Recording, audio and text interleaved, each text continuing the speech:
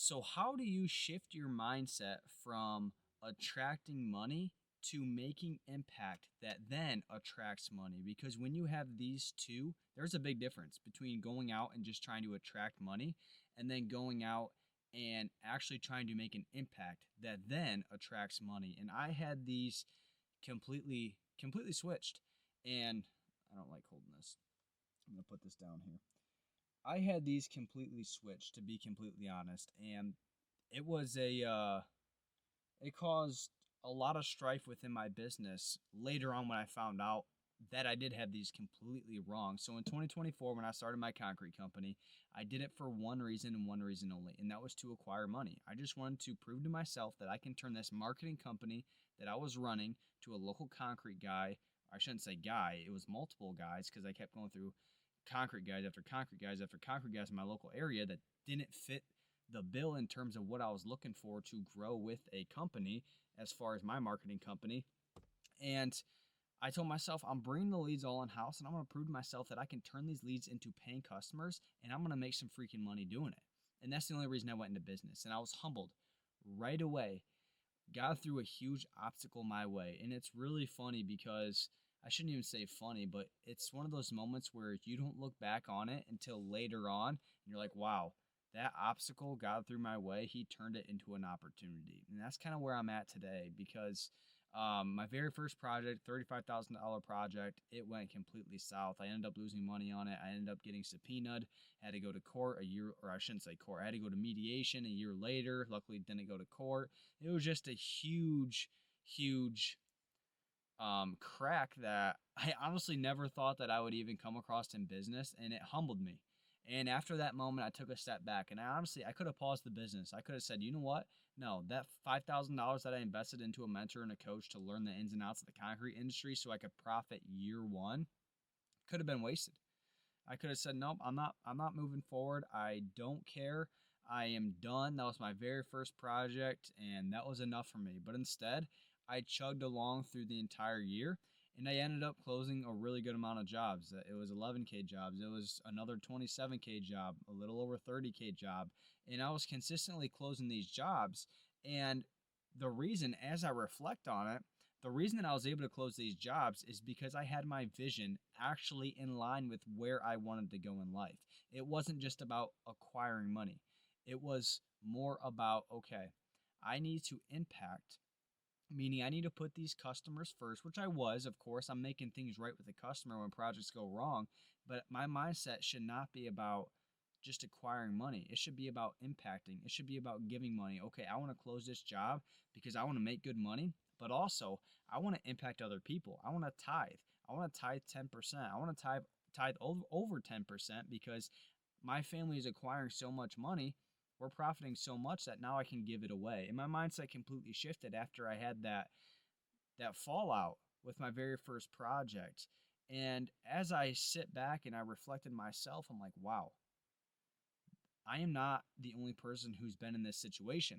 There are a lot of other business owners, especially in the contracting and home service business industry, that have been in this exact same situation where they care about one thing, and that's making money. And you have to make money for your family. I completely understand that. But that's the only thing that they actually cared about.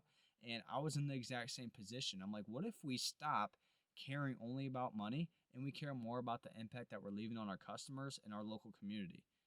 How would that change? Because I promise you, people start to notice, okay, this company, they're leaving more of an impact and they still do great work. Guess what's going to automatically follow in line with that? People handing you checks showing up at your doorstep, people wanting your specific service. And so when you can actually create, and it starts with like the people within your business as well, as like getting them on board or the subcontractors that you have within your company. It's okay, guys, we're not just doing this for the money. The money's great. I want to make really good money for my family. Like, I want to have a really good life. But also, we got to impact people along the way. We got to give this money away. We got to do something with this money because this just can't be ours. Because when it's ours, that's when things go wrong. That's when pride starts taking over. And pride's a really big issue within this industry is I'm prideful in what I do. I should be making as much money as possible. But then when I get the money, I'm not actually stewarding it the right way. And so how do you actually stay aligned and not focus on money and focus more on profit? First off, you need to actually narrow down your service. Now, if you're a landscape company and you trim trees, you trim bushes, you do landscape, mulch, river rock, whatever it may be, that's a little bit different. But you start narrowing down your service because when you can speak to one specific customer, you're a concrete company, you strictly focus on stamped concrete. You have the market around you to where you can make enough money. You just strictly do stamped concrete and you're an expert at it, right? You stick to a specific service. Now that's just an example, right? Most concrete companies, they do flat work in terms of just driveways, patios, sidewalks, plus they do stamped concrete as well. So it's a combination. But narrow down your service. You don't have to be the jack of all trades. I can't tell you how many times when I was running my concrete company and even my mosquito company today, I tell customers, no, I can't do that. No, I can't pull out your bush. Like, it's just inefficient.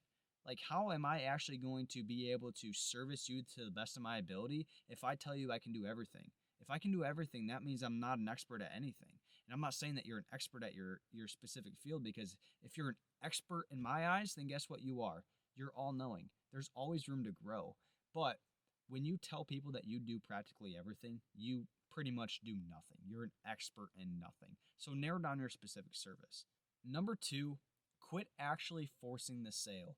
You see so many times in business, and when I was running the concrete company, I was stressed. Like, when's my next job coming in? When's my next job coming in? I'm spending money on marketing. I'm spending money on marketing. But then I'm like, relax, relax. The sale is going to come as long as I'm sticking to the plan of how I want to run the company in terms of the process that I take the customer through in my company, the process that my subcontractors are performing the job. The sales are naturally going to come because we're going to do a good job for the customer. Word's going to spread, and we're going to have testimonials. We're going to have pictures that we can show off now. Like, it's naturally going to come. I got to stop forcing the sale. Sure, I follow a sales script, right? When I'm on a phone call, I follow a sales script because it's the same journey from the time a customer calls me to the time a customer leaves me. So I'm following this to a T sales script. Obviously, it goes off a little bit depending on the customer and their project, but I got to stop forcing the sale. And that was a huge thing. I was so stressed about sales, sales, sales. It's a huge, huge component within a business. But I'm like, all right, as long as I'm sticking to the plan of what I wanted originally, the sale's naturally going to come. Relax. And number three, you want to raise the value of your service to actually meet the value, or I should say, raise the price of your service to actually meet the value that you're giving your customers.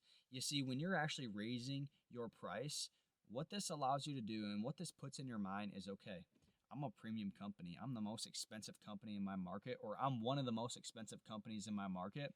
I need to make sure I'm giving a stellar, stellar service. So I'm going to go above and beyond. I'm not saying that when you didn't raise your prices prior to this, your margins obviously weren't as good. That doesn't mean you weren't doing a good job. But now that you're raising your price from you were going to charge $1,500 here to all of a sudden you're charging $3,500, $4,000. Well, guess what? Now you're going to instill in your workers, hey, we need to really focus on this to a T. You're going to be a little bit more pickier, right? I know a lot of businesses who cut corners because I just can't afford that. Well, charge enough so you can afford if mishaps do happen. So you're never going to lose money. You should be charging expecting something to go wrong. And if something doesn't go wrong, then it's just more money in your pocket. And it's not a bad thing. That's not a distrustful company. No. What if things go wrong? Then you lose money? No, that's not the way to run a company. So make sure that you are raising your prices so you can actually give the value to your customers that they actually deserve. And then number four is think about your customers more than the check.